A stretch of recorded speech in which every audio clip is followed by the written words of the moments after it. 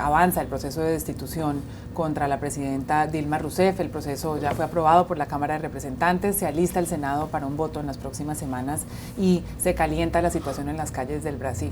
Ha habido unas protestas en varias ciudades del país. El caso es que Brasil está dividida, si bien 2/3 partes, como hemos hablado aquí en esta mesa, está a favor de la salida de Dilma, sí hay una resistencia por parte de un porcentaje de la población.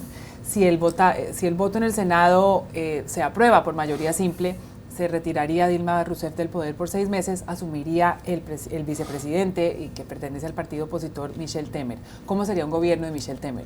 Creo que lo que sabemos en este momento es un gobierno de gente muy experiente. El ministro de Hacienda, por ejemplo, Enrique Meirelles, que hizo carrera en el Bank of Boston, que fue el presidente del Banco Central de Lula, que fue por 2 años el candidato de Lula a ministro de Hacienda de Dilma Rousseff, pero Dilma no fue convencida por Lula a poner ahí a Enrique Meirelles. Finalmente, Enrique Meirelles, el vicepresidente de Brasil, como presidente interino, nombrará a Enrique Meirelles, que será muy bien recibido por los mercados, en el Ministerio de Planeamiento, de Planificación. Romero Jucá, un senador muy experiente que fue el relator del presupuesto, conoce mucho de esto. Será un ministerio de planificación reforzado. Tendremos también el senador José Serra de São Paulo, que fue por 2 veces candidato a la presidencia, que es uno de los políticos más competentes de Brasil, que acaba de proponer la flexibilización de todo lo que tiene que ver con el marco regulatorio del petróleo, del presal. Entonces, se va a empezar por ahí y que va a agregar al Ministerio de Relaciones Exteriores la responsabilidad sobre comercio exterior. Brasil está aislado, bajo Lula y Dilma, se aisló del mundo y creo que será la responsabilidad de Serra de conducir un tipo de abertura coordinada, gradual, bien pensada, y tiene asesores y consejeros muy competentes. Entonces creo que la gente se pondrá bastante confortable con lo que viene y este gabinete creo que empezará por resolver un problema de credibilidad, de legitimidad que existe. Entonces es legitimidad por, digamos, por hechos, ¿no? Por cosas que interesan a la gente. Y ya hay bancos en Brasil proyectando un inicio de recuperación económica para el próximo año.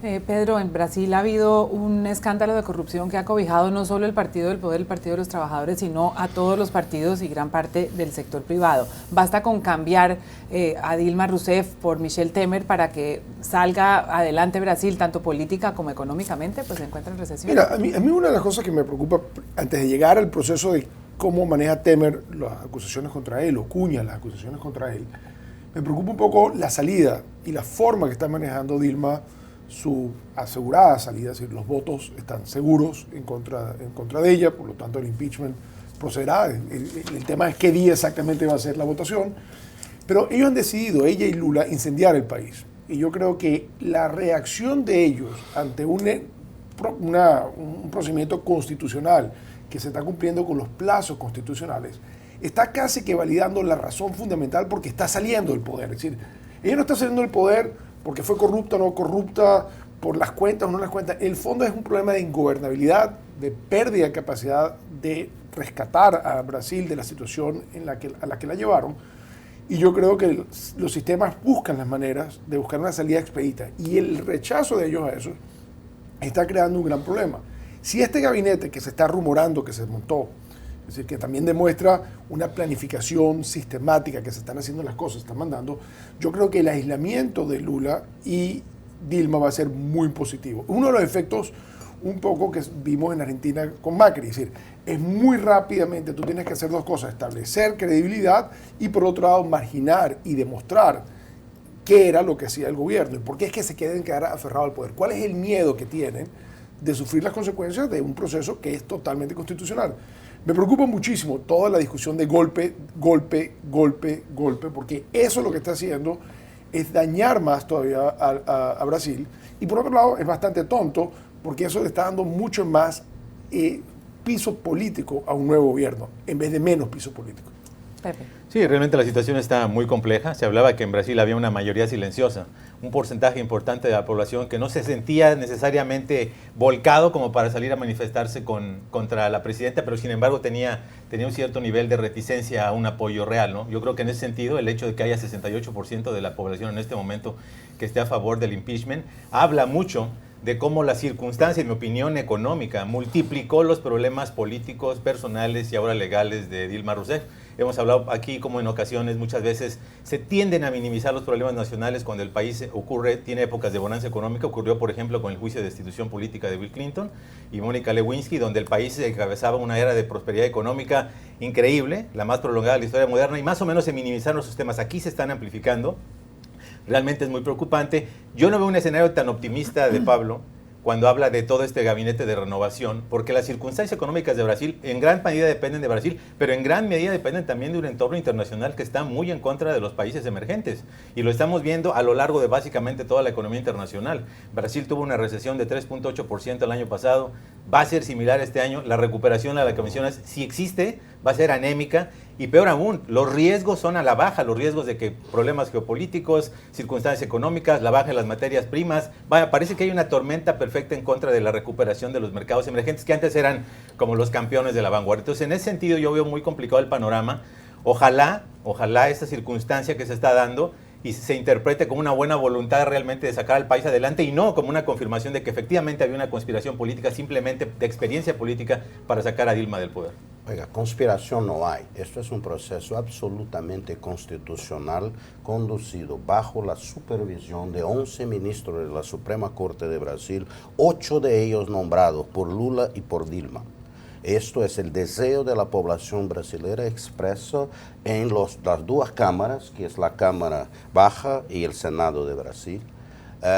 Dicen, hay acusaciones, muchos de nosotros creemos que son válidas, de que miembros de estas cámaras son también acusados de corrupción.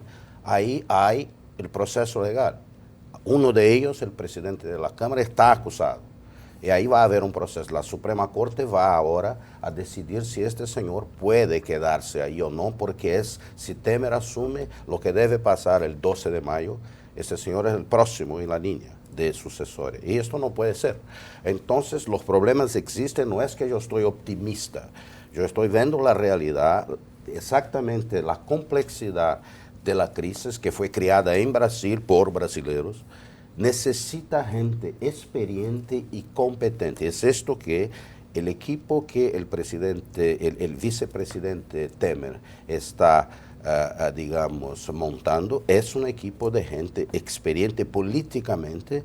Alguien me decía hoy, pero Serra, que va a ser ministro, porque tiene un estilo un poco trator, ¿no? Es un personal muy fuerte. Yo dije, sí, es más o menos como senadores americanos tipo John Kerry, como Hillary Clinton, que son secretarios de Estado, que son personalidades muy fuertes, muy decididas.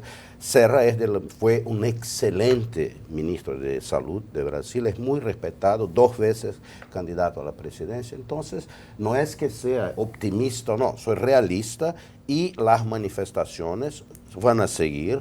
Si se dan dentro de un marco permitido por las leyes en Brasil, van a seguir.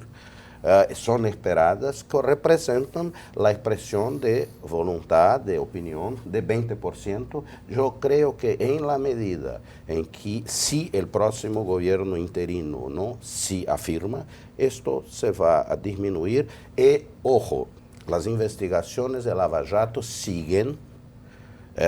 Mucha gente ligada al gobierno actual va a seguir siendo acusada formalmente de cosas muy feas, muy graves, y hay mismo la posibilidad de que la presidenta Dilma Rousseff sea acusada de obstrucción de justicia por el Procurador General de la República, entonces, el Fiscal General de la República. Entonces, esto es un proceso muy complejo, pero creo que se va a resolver dentro de un marco de debate de libertades civiles.